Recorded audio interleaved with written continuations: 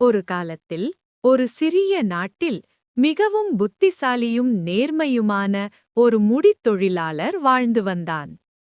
அவன் தினமும் மக்களின் தலைமுடியை வெட்டி வாழ்ந்தாலும் அவன் புத்தியும் கவனமும் அவனை மற்றவர்களிடமிருந்து வேறுபடுத்தின. ஒருநாள் அரசர் அவனை அரண்மனைக்கு அழைத்தார். என் தலைமுடியை வெட்டு என்று சொன்னார். முடித் தொழிலாளர் மிகுந்த கவனத்துடன் அரசரின் தலைமுடியை வெட்டிக் கொண்டிருந்தான்.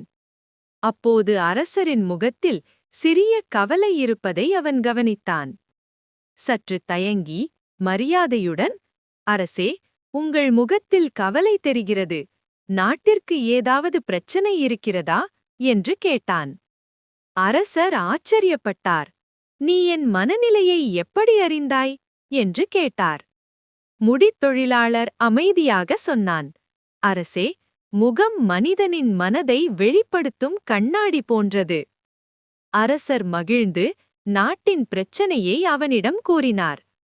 அதை கவனமாக கேட்ட முடித் தொழிலாளர் ஒரு எளிய ஆனால் புத்திசாலியான தீர்வை சொன்னான்.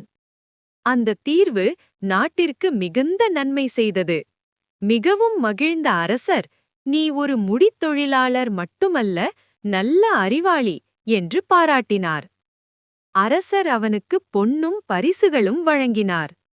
முடித் தொழிலாளர் தாழ்மையுடன், நான் எப்போதும் நேர்மையுடன் இருப்பேன் என்று சொன்னான். நீதிக்கதை: புத்தியும் நேர்மையும் இருந்தால் எளிய மனிதனும் உயர்ந்த இடத்தை அடைவான்.